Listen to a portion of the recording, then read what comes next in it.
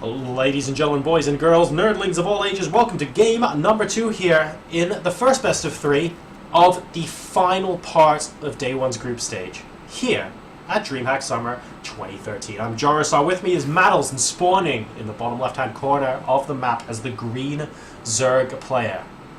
He needs a little bit of it right now, losing game number 1 to his relatively inexperienced but very, very skilled opponent. Can he draw on his experience and his team name to bring it back and level the series? I think it's entirely possible. We have mouz.hope. His opponent in the top right-hand corner, spawning as the orange Zerg player, playing a very, very nice textbook game number 1, showing us Trump's tremendous skill against his more well-known opponent. He's 1-0 up. Can he close it out 2-0? We'll find out in just a moment. He is AT Gaming's TGS. Now. Game 1. TGS. Yep. As I said, good all-rounder. Definitely.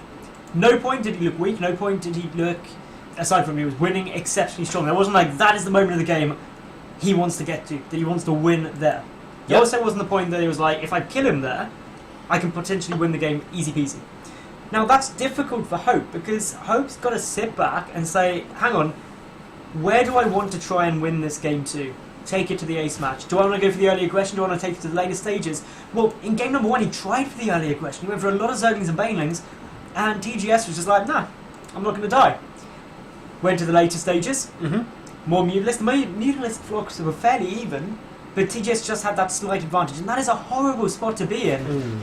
As the loser of that situation, because you can't go there and go, I didn't have my wall off down, I lost. Next game, if I have my wall off, it's going to be fine.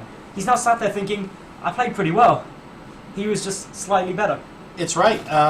ZVZ is very uncompromising when it comes to that, especially in situations where you do have those kind of mutaflocks. You're thinking, it really comes down to, well, I did get Zerglings underneath my mutas, but he got them there a second or two early, and the first 2 volleys absorbed a little bit more damage. Or he got a slightly better concave, or that spine crawler got that one shot off on the Baneling that would have killed 6 Lings, or something like that.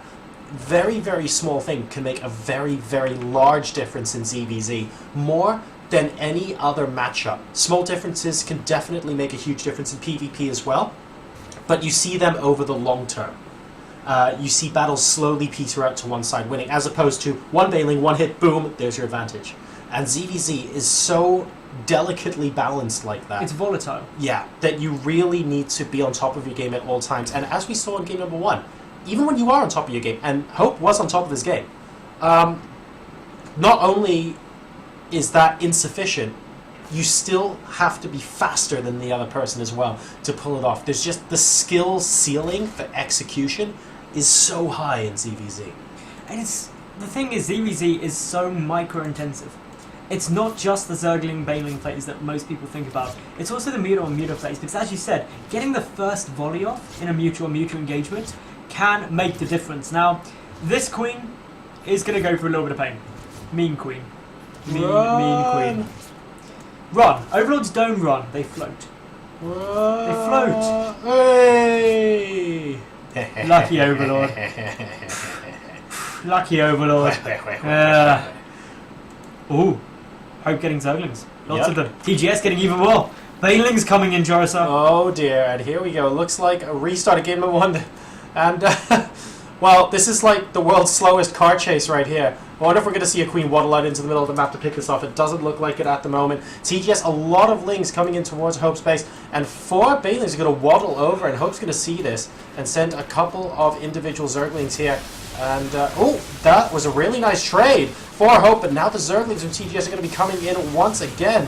And, oh, that queen is just going to survive some fantastic Baneling hits from Hope there. And he comfortably holds. I think TGS could have microed that a lot better, but he's got more Lings on the way. He has, and there's also the counterattack coming in from Hope, but he didn't actually manage to do anything. He had to pull a lot of it back. In terms of workers killed, none on either side, though. Hope has lost more units, though.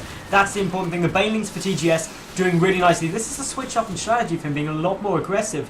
And Hope, he's coming out okay from it. Well, Hope's really going for it here. I mean, he's just making 12 more lings. There's nothing else on the way. Meantime, back in the base, we can actually see the layer coming in for TGS. Now, has he thought about this a little bit too soon? It looks like he has. Look, all the drones are being pulled back into the main base as well. I think he's thinking the same thing. Oh, I'm transitioning what I think is going to be into mid-game muta, but have I done this slightly too quickly? And now the Lings looking like they're going to be able to surround the Queens and possibly get up into the main. Hope in a very, very good position, and here come the Banelings as well. I think Hope's going to be able to overwhelm him here, and that's it. GG.